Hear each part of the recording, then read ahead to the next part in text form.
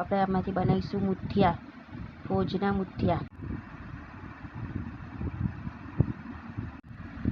થોડોક આમાં ભૈરલ ઉમેરીશું.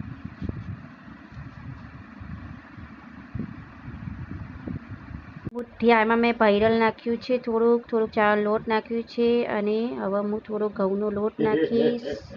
પછી એમાં ભોજના પત્તા નાખીશ. પછી હું લીલા મરચાં અને લસણની પેસ્ટ નાખીશ.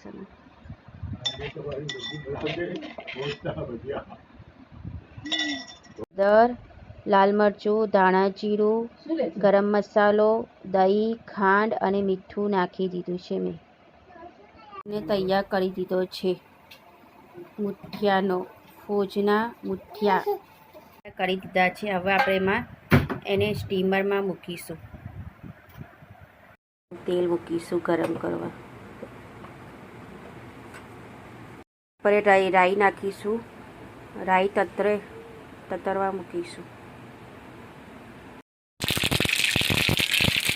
મુઠિયાને રોલ કાપી દીધા છે નાના નાના કરીને.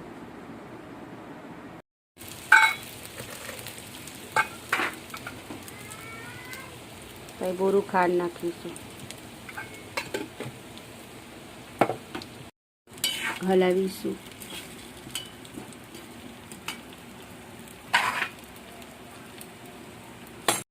મૂકીશું.